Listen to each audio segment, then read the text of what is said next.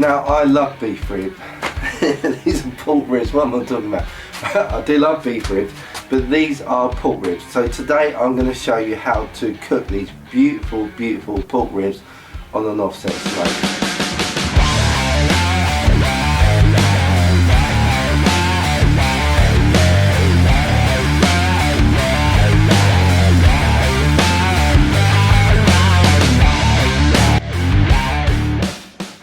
Now, one of the questions I get asked an awful lot is, where do you get your meat from? Well, I got these from John Davison's Butchers, and I'll tell you, I get all my meat from him. The produce that he sells is just incredible. So I'll leave a link to John's website down below. Today, I'm going to show you the traditional way of doing these ribs, and in my opinion, that's probably the best way to do it. Right, for the first thing we're going to do is open these up, and I always start with the back of the pack. This is your presentation side, so you don't want to accidentally cut that. So if you start on the back of them, then you just score it, it doesn't really matter too much. Now if you look at these ribs, they are absolutely stunning. So what I look for when I'm trying to buy some ribs, but you've got really good beautiful fat over here, there's not too much kind of like scraggly bits. There's a little bit of trim you might have to do here, but it's not really a huge amount. And I also want to check for shiners. The shiners is part of the process where, you know, something can be cut a little bit too close to the bone, they're a bit sharp, and they may puncture the tinfoil, which is the method we're going to use to cook these. So you just have to be a little bit wary of that. But like checking these over, majority of this is fine. There is a shiner on here, so this is the first thing I'm going to do. It's just close to the bone so I don't waste any meat. Right, come up, pull it across, and take that off. And so you've got a nice bit of meat on the side of here. Not a bone, it's not going to puncture your tinfoil going forward. But don't chuck this away. Now you can chuck this on the pit as well, you can season this up, and that's like a little pitmaster's treat. This will cook really, really quickly, so it'll be cooked way before the ribs, and so you can snack on this while you wait. You've got this membrane on the back, and this is a really, really thick membrane that you get on ribs. And there's basically 3 schools of thought. There's basically leave it on because it'll make your ribs more juicy. There's those that are kind of like doing a lot of ribs, they will score across with a view that, well, actually if you score it quite finely, then even if you get, you know, a mouthful of sealskin, it's quite small and therefore it doesn't affect the mouthful or the actual enjoyment of the ribs. And then there's the third one, which is basically take it off.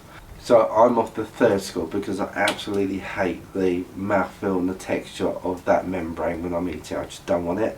And also I can season the meat in between each of these ribs, which if you left the membrane on, even if you scored it, you wouldn't get that salt and pepper penetrating.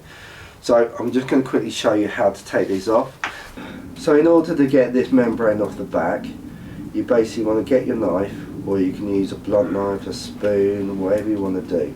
And basically what you're looking to do is kind of like start off that membrane on the underside of the skin. So I'm only getting it a little bit. Then I'm going to get a paper towel, and because this is really slimy and kind of like really difficult to get hold of, particularly if you're wearing gloves, then just getting a paper towel just gives you some purchase. And what I'm going to do is just hold it with that paper towel. I'm going to get my thumb under it, and I'm just going to work it along. I'm not trying to get all the sealskin off at this moment in time. I'm just trying to get it going, just trying to get that bit off of this first bone. I'm going to get a new piece of paper towel, get that on that bit of membrane, and then pull. And as you can see, it's come off really nicely. You've got all that meat exposed. Just readjust your grip as you go. And you can see here, we've got a little bit of membrane there and a little bit of membrane here. So we're going to go back for this. And then when you start pulling, angle it up, and you'll see the rest of that come off. So that actually wasn't too bad. But you can see here, you've got all that beautiful fat that's exposed, the meat that's exposed, and we can season all of that up. So you can use whatever binder you like. It's quite traditional to use French's mustard, but I actually really like the flavour that Worcester sauce imparts on the meat as well. A lot of people say that the binder doesn't matter and it's just going to burn away, but I actually totally disagree. I think every single element of your cook adds flavour. Might be a small amount, might be a big amount, but they all contribute something. So I'm going to get this Worcester sauce, And I'm going to get a decent amount and just put it over and then just slather that over. While I'm here, I'm also going to do the sides as well. I'm going to season these up really simply, but I think they just produce the best flavour. If you want a sweet rib, you can use rubs and what have you, but I actually just love this flavour. It just brings out the flavour in the pork, and when you've got produce this good, you kind of want to just heighten it rather than trying to cover it, because you know, you might as well just buy a cheap rack then. So the first thing we're going to do is the pepper. So the reason we do pepper first is because it's the pepper that catches the smoke, and I want the pepper to adhere to these ribs first.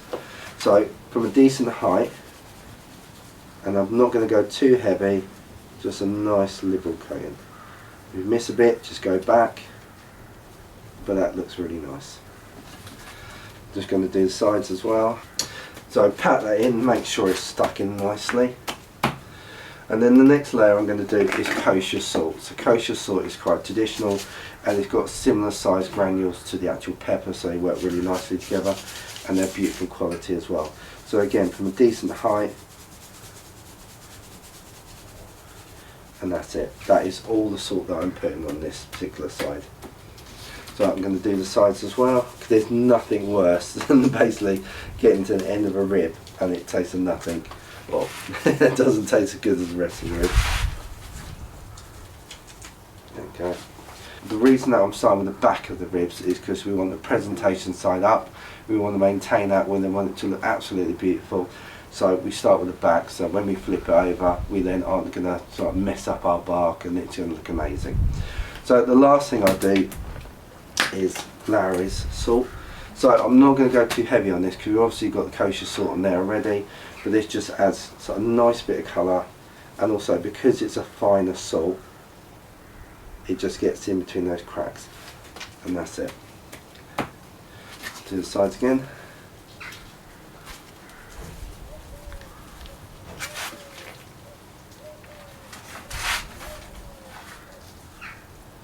Perfect, that looks really good.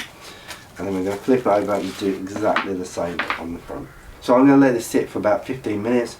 We're going to let that rub really nicely adhere to the pork, and then it's onto the pit. If you like this content, please give the video a thumbs up, and don't forget to hit that subscribe button. Doesn't cost anything and it helps you out massively. So these ribs are 15 minutes now. You can see the salt starting to do its magic, starting to draw that moisture out. That rub is really nice and adhered, so it's time to put this on the pit. Now the only thing I'm going to say before I do is when you put it on the pit, you basically want to push the bone together and you want to plump it up. And the reason for that being is that that is how your ribs are going to set. So by pushing them together and pushing that meat together, what you do is actually get more meat in each bite, and it's a more satisfying bite that you get from these ribs. So just a little trick, put them on, squeeze them together, and then that's it. They're away from the rest of the cook. So let's do that now. So my pit's running at 250.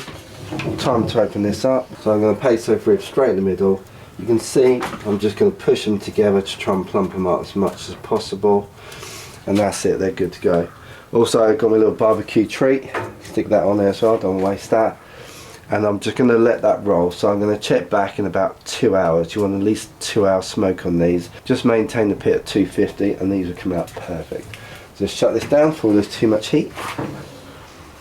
So it's been about 3.5 hours now. Okay, the content at 250 or thereabouts, and it's time to just double check these. They should be ready to wrap, but let's make sure. Oh yeah, that's the money shot. Now look. Now what I'm looking for, I mean look at that beautiful colour.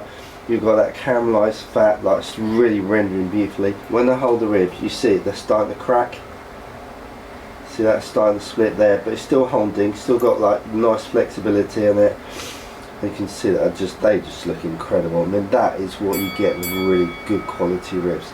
Right, so I'm going to put these just back in very quickly, get the tinfoil ready, and then we'll go from there, and I'll show you what to do next. So firstly I want to grab a couple of sheets of tinfoil. I like to double wrap just in case something does puncture through, but I just think I've always done two and it's never seen me wrong, so I always carry on doing it. In a pan on top of the firebox, I've got a load of ghee. So ghee is clarified butter essentially. and I'm just going to put a really decent amount in here, and I'm going to quickly grab the rib. Okay, I mean them ribs are just beautiful. So I'm going to put them meat side down, so I want them sat in that ghee. So the first one I'll wrap front to back, like so.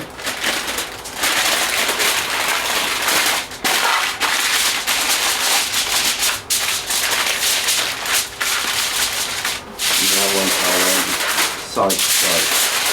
I just think by doing it that different way, you're not going to let any of those beautiful juices come out. Okay. So make sure it's a nice tight bundle. So you don't want it steamy, you just want that heat kicking that through while it's sat in that ghee. Okay, so now they're wrapped, obviously you've got the meat in that ghee, so they're going to soak all that up and coat it on me, absolutely gorgeous. Now there is absolutely nothing wrong with you putting this in the oven now. We're going to bump the temperature up to 275 just to get these to the finishing point. We want these to around 203 internal, but they aren't going to get any more smoke on these now. You've done all the hard work, you've got that beautiful smoke in there, the salt, the pepper, Lowry's done all its work and penetrated. Now it's just about getting these tender, and 200, 203 is about where you want them to get to go, and it doesn't really matter how you get them there. I'm going to put them back in the offset just because I happen to be out here today, but like I say, there's nothing wrong with sticking in the oven. I've done it plenty of times and it works fantastic. But let's put these back in before they cool down too much. So it's been another hour, and it's time just to tell you. So I want to probe these now. I'm looking for it to be about 200. Yeah, 202, so that's perfect. That is really good, that is nice. But also, if I put these up, they've got a nice bend in there, so I know they are beautiful and tender. I mean, there was no resistance at all when I'm putting that in. Now, because it's about 200, we don't want to slice into these yet, so I'm going to put them on the board and let them rest for at least half an hour. I want to come down to about 150, something like that. And then they'll be ready to slice. So these ribs have been resting now for about 30-35 minutes, and they come down to about 160, but it is really cold out here, so they're going to steam anyway. But let's open these up and see how we did. Now look at them, they look beautiful, they look absolutely gorgeous. Look at that. So whenever you're cutting ribs, flip them over, because the bones will never go straight, so these ones are going a bit of an angle. So if you find your bone, and we just slice along that, trying to keep that bone to one side, and I'll slice this one as well.